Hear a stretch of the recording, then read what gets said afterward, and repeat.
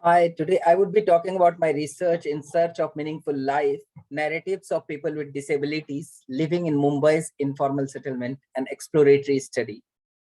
If you look at the journey of people with disabilities, has been a long journey in India, where we have been able to change the terms that are being used for people with disabilities. In the last decade, we have also changed the laws and policies to provide more entitlement through a right-based approach for people with disabilities, but still there is a lot that needs to be done for people with disability, particularly those living in the informal settlements of urban India.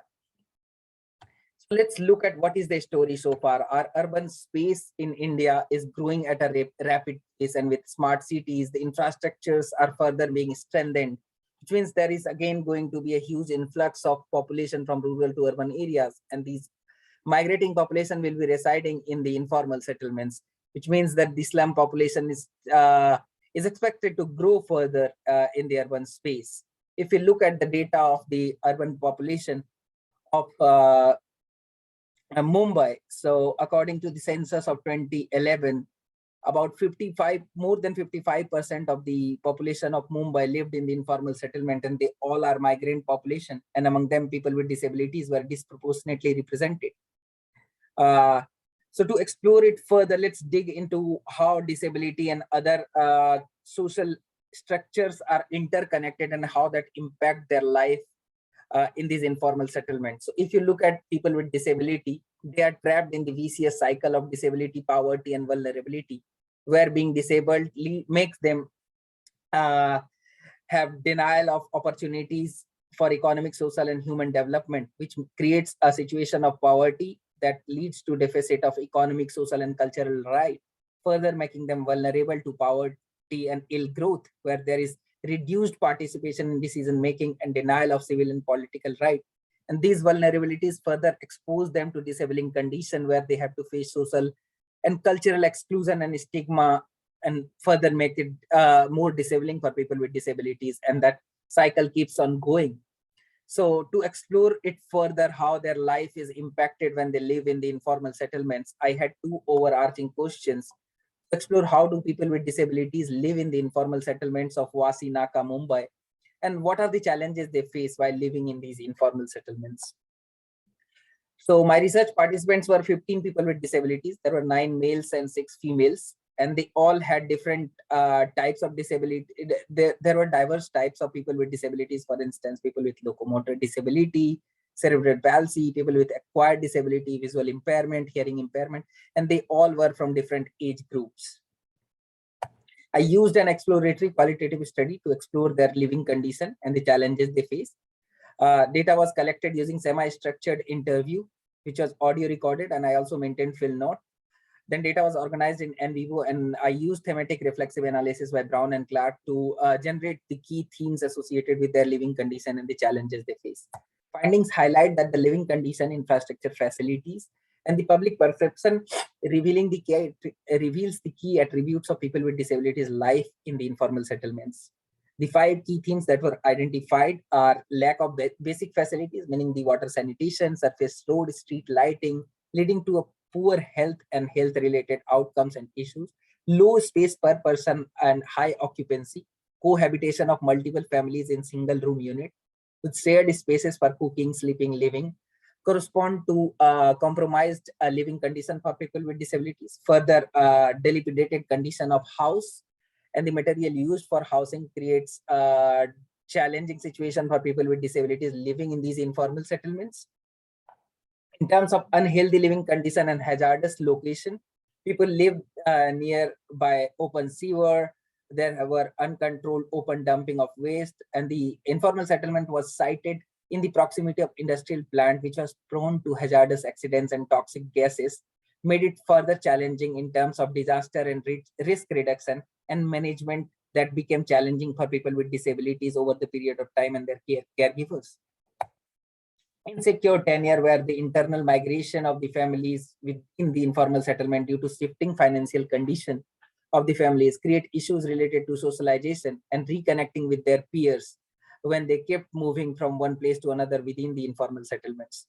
Further, Poor understanding about disability and disability related needs by the caregivers and families induced a lot of dependency among others within people with disabilities, and were facing restricted participation as families were fearing about people with disabilities capabilities, and due to that there are significant number of school dropouts. They were forced to stay in the household, and these all created a disabling environment that influences their psychosocial well-being.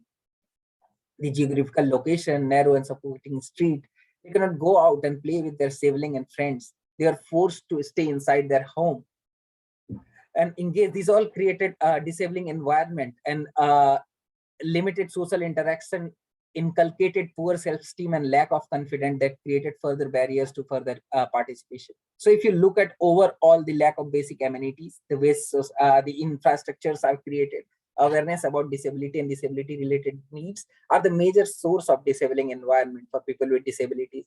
Additionally, the myths and misconceptions related to disability and the way society interacts with people with disability is another area of concern, and breaking into the zone of inclusion and participate in the society is still a challenge for people with disabilities. So what? So people with disabilities are facing various social, psychological, and infrastructure challenges while living that restrict their participation and growth. And often when they face challenge, they experience compounded difficulties. For instance, in our study, due to lack of basic facilities, unhealthy living condition, hazardous location, participants had threat to their health, well-being, limited opportunities to participate equally in the society. Further, overcrowding in these informal settlement is expected to put a lot of pressure in city infrastructure. And people living in such jam-packed condition make it disabling for people with disabilities living in such environment, and they are prone to further disabling condition. To conclude, people with disabilities also have a right and entitlement to live a life of dignity and worth. However, they are deprived of access to accessible facilities, cultural activities, and are not integrated in the mainstream society. So it is important to understand that these facilities should be provided or made available as a matter of right than pity or charity. It is imperative to think of inclusive urban development that must not ignore the need of people with disabilities and well-being as equal to others in low-resource urban setting. Also, limited awareness about disability and related needs by not only community people but also professionals like designers, planners, architects is a major source of stigma and misconception towards people with disability and their needs, and it also leads to overlooking their needs in the design and development of urban spaces. Further, there is a need for education and awareness to overcome this ignorant behavior and prejudices related to disability and disability related design needs. Some of the disability specific recommendation based on different types of environment that were identified are particularly for social environment. There is need to promote inclusion, sensitize people, challenge the stereotype that exists within the society, and promote participation of people through community outreach and social bond. In terms of physical environment, there is need to create level road, provide not only accessible but also usable facilities for people with disabilities, and also consider the safety considerations, for instance, non-slippery tiles, tactile flooring, street lighting, signages to navigate, and also finished and weatherproof housing for them that is more habitable. In terms of overcome the psychological challenges and create a conducive psychological environment, there is need for behavior modification through conducting sensitization exercises, appropriate communication, and also there is need to self-change of the individual and attitude towards people with disability. Seeing the person beyond their disability, accepting and acknowledging that they are a person who have different attributes and that do not disappear just because they are disabled, focusing on the positives that exist within the society, acknowledging family member, friend, co-worker, and involving them in the planning and design process for the development of these informal settlements. Look at these findings, how they are relevant to other Indian context or low resource urban settings. So in terms of the space organization, community structure, infrastructure and facilities that are available, and also the responsibilities of the government, they all are almost similar all across India and in different contexts.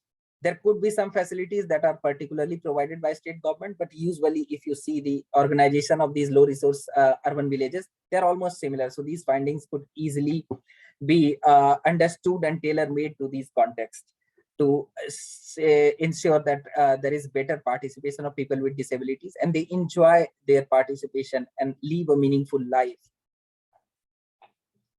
Implication of this research finding related to practice is majorly related to accessibility initiatives that must consider the evidence-based scientific external constraint, for instance, the affordability, competing priorities of the urban needs and the development, considering the sustainable development goal, availability of technology and knowledge, and also embrace the cultural differences that exist within the community while designing or planning these spaces. There needs to be there is a need to promote culture of accessibility that focus on removing these basic environmental barriers that exist between all these three environments that are interconnected through infrastructure. Disability education must be a regular component of professional training in architecture, construction, design, so that the architect and planners, when they plan these spaces, they are more sensitive and aware about how to incorporate these needs in their design and planning.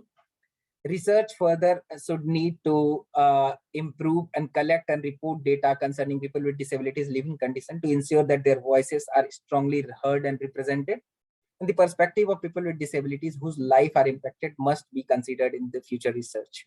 I would leave you all with this wonderful thought by Gandhiji, that the true measure of any society can be found in how it treats its most vulnerable member. Thank you so much.